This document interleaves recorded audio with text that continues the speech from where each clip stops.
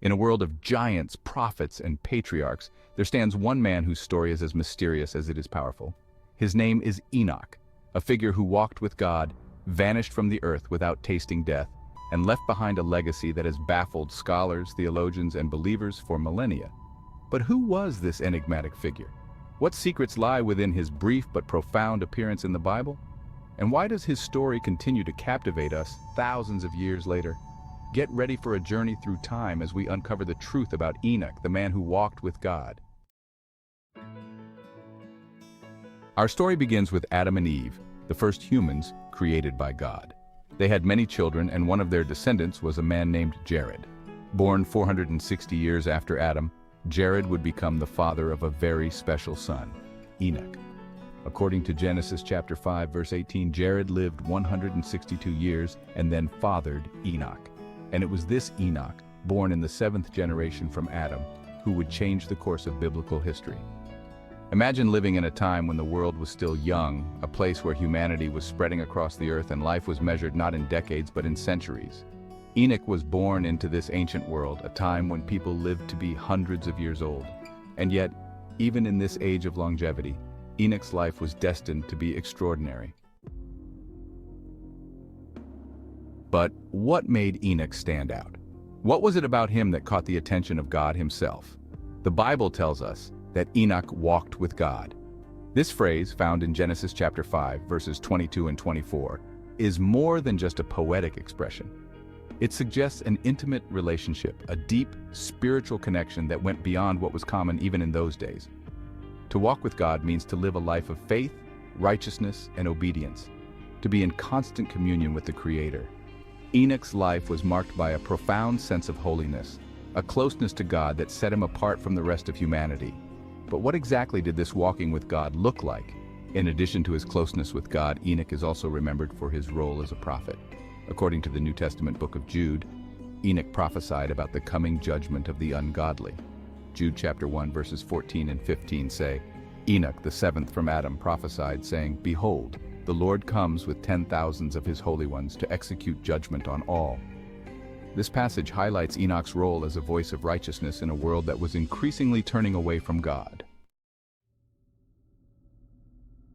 But perhaps the most mysterious part of Enoch's story is how it ended.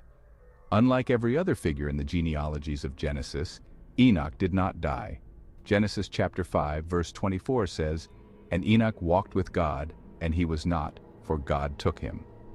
Just like that, Enoch vanished from the earth. No death, no burial, just gone. This extraordinary event has left scholars and believers alike pondering what exactly happened.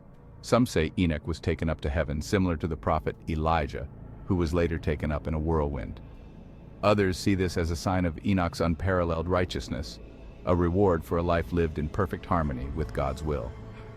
The mystery of Enoch's departure has also led to a wealth of extra-biblical writings, particularly in the Jewish and Christian traditions.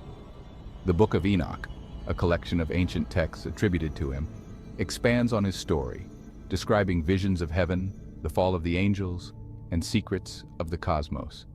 Although not included in the canonical Bible, these writings have fascinated readers for centuries and offer a glimpse into how Enoch was viewed by early Jewish and Christian communities.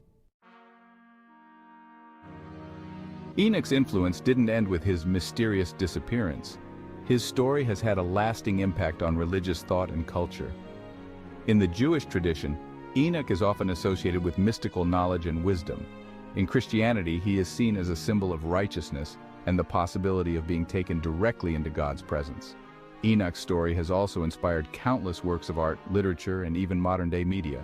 From Renaissance paintings depicting his ascent to heaven, to references in popular books and movies, Enoch remains a figure of fascination, a man who walked so closely with God that he transcended the bounds of mortal life.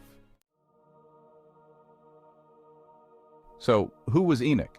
He was a man of faith, a prophet, a father, and a mysterious figure who left the world without ever tasting death. His story is a reminder that a life lived in close relationship with God can transcend the ordinary, reaching into the realms of the divine. Enoch's life and legacy continue to inspire and challenge us. His story is more than just an ancient tale. It's a powerful testament to the possibilities of faith, righteousness, and divine favor. Whether you're a lifelong Bible reader or just someone intrigued by ancient mysteries, Enoch's story offers something for everyone. What do you think? Was Enoch's departure a literal event, or does it hold a deeper symbolic meaning? Let us know your thoughts in the comments below. Imagine a time long before our world was formed, a time when the cosmos itself was alive with ancient secrets and mysteries untold, a time when a mere mortal was granted the rarest of privileges, to glimpse the divine realms beyond our understanding. This is the story of Enoch, a man whose journey through the 10 heavens defies imagination and takes us to the very edge of reality. But Enoch's journey might have remained hidden forever if not for a remarkable discovery. The Book of Enoch was once thought lost to the ages, a forgotten relic of ancient times. However, in the late 18th century, explorers and scholars unearthed this enigmatic text in the remote highlands of Ethiopia. Preserved within the Ethiopian Orthodox Church, it had been passed down through generations, its secrets waiting to be revealed. And now we too can embark on the journey that Enoch took, over 2,000 years ago. But first, who was Enoch? Enoch was a righteous man, living in a world teetering on the brink of chaos. His wisdom and purity caught the attention of the heavens. And so one night, as Enoch gazed up at the stars, a blinding light enveloped him. And in that moment, he was no longer bound by the earth. His journey had begun. The first heaven, a veil of clouds where the stars, moon, and celestial bodies hover. Here, Enoch sees angels governing the movements of the stars, ensuring the cosmos remains in perfect harmony. The angels greet him with reverence, but they warn him, what lies ahead is beyond anything he could ever comprehend. As Enoch is whisked away to the second heaven, he finds himself in a place of utter darkness. This is a realm where the light of the stars cannot reach, and Enoch hears the agonized cries of angels who have fallen from grace.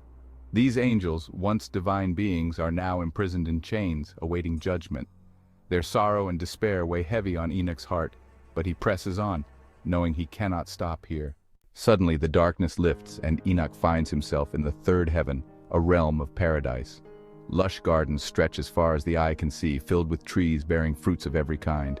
This is the abode of the righteous, the place where the souls of the just find eternal rest.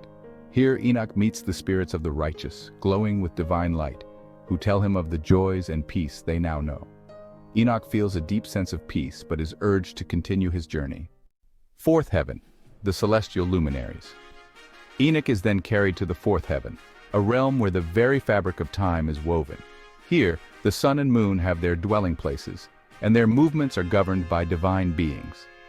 Enoch witnesses the complex dance of these celestial bodies, understanding for the first time the intricate balance that sustains all life on earth. The angels here reveal to him the mysteries of the seasons, days, and years. Fifth heaven, the fallen watchers. In the fifth heaven, Enoch encounters the watchers, angels who once descended to earth but defied divine law by mingling with humans. Now they stand in silence, their faces filled with regret. Enoch feels their sorrow, and they silently plead for his intercession, hoping for redemption. Enoch is moved, but he knows their fate lies beyond his power. This realm fills Enoch with a deep sadness, but he knows his journey is far from over. Sixth heaven, the angelic hosts. As Enoch ascends to the sixth heaven, he is overwhelmed by the sheer number of angelic beings. Here the angels are not silent or sorrowful, but full of purpose. These are the angels who govern the natural world, the forces of weather, the growth of plants, the birth of stars. Enoch witnesses the inner workings of creation itself, marveling at the order and precision of the divine plan. The angels here share with him the secrets of the cosmos, but they also urge him to prepare for what lies ahead. In the seventh heaven, Enoch stands before the very throne of glory. Here, God's divine presence radiates with an intensity that defies description. Surrounded by archangels, seraphim, and cherubim, Enoch falls to his knees, overwhelmed by the majesty of it all. This is the highest heaven that most beings can reach, a place where prayers ascend, and where the fate of the universe is decided. Enoch hears voices praising the Almighty in languages unknown to him, yet somehow he understands. The angels tell him that few have ever been granted such a vision. Beyond the throne of glory lies the eighth heaven, a place few even know exists. Here, Enoch discovers the storehouses of snow and hail, vast reserves held in readiness for the times when they will be needed. This is where divine justice and mercy are prepared, whether not just as a natural phenomenon but as a tool of divine will. Enoch marvels at the power contained in this place, realizing that every flake of snow and every storm is part of a greater design. In the ninth heaven, Enoch encounters the waters above the firmament, celestial oceans that sustain life throughout the cosmos. These are not the waters of the earth, but of a higher, purer essence. Enoch understands that these waters are the source of all life and that they are guarded by powerful angels. He is shown how these waters nourish the realms below, ensuring the balance of all creation. Enoch is humbled by the magnitude of what he sees. And finally, Enoch is taken to the 10th heaven, a realm beyond all realms, where time and space cease to exist. This is the eternal realm, the place of God's ultimate presence, where the divine plan is conceived and brought into being. Here, Enoch sees the blueprints of the universe itself, the designs that shape reality. He understands that everything, every star, every soul, every moment, is part of a grand, intricate tapestry woven by the Creator. And so, Enoch's journey comes to an end. He returns to the earth, forever changed by what he has seen. The knowledge of the 10 heavens is a burden and a blessing, a secret he carries with him for the rest of his days. Enoch's story is a reminder that there is more to our world than meets the eye, that beyond the stars, beyond our understanding, lies a universe filled with wonders we can only begin to imagine. Rediscovered in the late 18th century, the Book of Enoch has reignited our curiosity about the ancient world and the mysteries it holds. And now, as you look up at the night sky, remember Enoch's journey, and know that the heavens hold secrets beyond our wildest dreams. Mermaids have fascinated us for ages, appearing in folklore across cultures, from the Sirens of Greek mythology to the alluring water spirits of African legends. But where did the idea of mermaids come from? Could there be a connection to ancient scriptures? And do these stories hold any truth? Today we're exploring the origins of mermaids in the Bible and the Book of Enoch, uncovering ancient stories and theories that might suggest that mermaids are more than just mythical beings. While the Bible doesn't explicitly mention mermaids, it does speak of mysterious sea creatures and beings that could be interpreted as such. One key figure often associated with mermaids is Dagon, a deity worshipped by the Philistines and other ancient cultures. Dagon is often depicted as part human, part fish, a possible prototype for the modern concept of a mermaid or merman. In 1 Samuel chapter 5, Dagon is described as having a temple in Ashdod, where the Ark of the Covenant was taken after the Philistines captured it. The statue of Dagon is found fallen before the Ark, symbolizing the power of the God of Israel over this sea deity. While Dagon isn't a mermaid in the modern sense, the connection to a half-human, half-fish being in biblical times is worth noting. Could this be an early reference to the concept of mermaids? Additionally, the Bible contains references to great sea creatures in Genesis chapter 1, verse 21, where God creates the creatures of the sea. While this could refer to whales or other large marine animals, the term used, tannin in Hebrew, can also be translated as sea monsters or serpents. Some scholars suggest that these could be mythological creatures akin to mermaids or other aquatic beings. Now let's delve into the Book of Enoch, a fascinating text that was once considered part of the biblical canon but is now regarded as apocryphal. The Book of Enoch is an ancient Jewish work that expands on the events of Genesis, particularly the story of the Nephilim, half-angel, half-human beings, born from the union of fallen angels and human women. One of the most intriguing aspects of the Book of Enoch is its detailed descriptions of the Watchers, a group of angels who descended to earth and became corrupt, taking human wives and teaching them forbidden knowledge. These unions resulted in the birth of the Nephilim, described as giants who caused chaos on earth. But here's where it gets interesting. Some interpretations of the Book of Enoch suggest that the Watchers may have also interacted with aquatic life, creating hybrid creatures that could be seen as the origins of mermaids. In Enoch chapters 6 to 8, we read about the Watchers descending to earth and engaging in forbidden activities, leading to the corruption of not only humans but also animals. This idea of corrupted beings could extend to the seas, where similar unions might have given rise to mermaid-like creatures. Moreover, the Book of Enoch describes a world before the Great Flood, filled with strange and hybrid beings, which God ultimately sought to destroy due to their wickedness. Could these beings include mermaids, created through the unnatural unions between divine beings and sea creatures? This is a tantalizing possibility for those who believe in the ancient origins of mermaids. In an even more intriguing interpretation, some suggest that the wives of the Watchers, who were part of the corruption leading to the birth of the Nephilim, might have been transformed as part of their punishment. These women, associated with the sins of the Watchers, could have been cursed by God, their human forms twisted into that of sirens or mermaids, beings forever bound to the seas, luring men to their doom as a reminder of the Watchers' rebellion. This idea aligns with the theme of divine retribution seen throughout the Book of Enoch, where unnatural unions and the corruption of creation are met with severe consequences.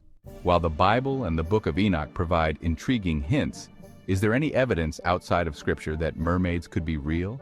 Throughout history, there have been numerous accounts of mermaid sightings, from ancient sailors' tales to more recent reports. One of the most famous sightings comes from the journal of Christopher Columbus, who claimed to have seen mermaids off the coast of Haiti in 1493. He described them as not as beautiful as depicted in art, but still resembling human-like creatures with fish-like features. While many historians believe Columbus actually saw manatees, the frequency of mermaid sightings across different cultures raises questions about whether there could be some truth to these stories. There are also archaeological findings that some claim to be evidence of mermaids. For example, in Japan, the remains of what was believed to be a mermaid were found and preserved in a temple. Though later studies debunked the skeleton as a hoax, such artifacts fuel the imagination and keep the legend alive. Modern science has yet to prove the existence of mermaids, but that hasn't stopped speculation. Some theories suggest that mermaids could be remnants of an ancient aquatic humanoid species that has either gone extinct or remained hidden from modern discovery. The vastness of the ocean, much of which remains unexplored, leaves room for the possibility that unknown creatures, including mermaids, could still exist. Beyond the possibility of their existence, mermaids hold significant symbolic meaning across cultures. Often, they represent the duality of human nature, the struggle between our higher aspirations and our primal desires. They are both alluring and dangerous, embodying the mysteries of the sea and the unknown. In many cultures, mermaids are seen as omens, either of good fortune or doom. For example, in some African and Caribbean traditions, water spirits like Mamiwata are revered as powerful beings that can bring prosperity or disaster, depending on how they are treated. Mermaids have also influenced art, literature, and popular culture, from Hans Christian Andersen's The Little Mermaid to Disney's adaptation of the tale.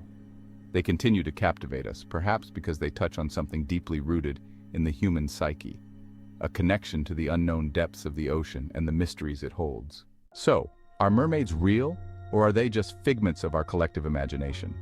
While the Bible and the Book of Enoch provide tantalizing hints, and historical accounts and archaeological findings keep the legend alive, the truth remains elusive. Whether they are ancient beings, divine hybrids, or simply symbols of the mysteries of the sea, mermaids continue to enchant and inspire us.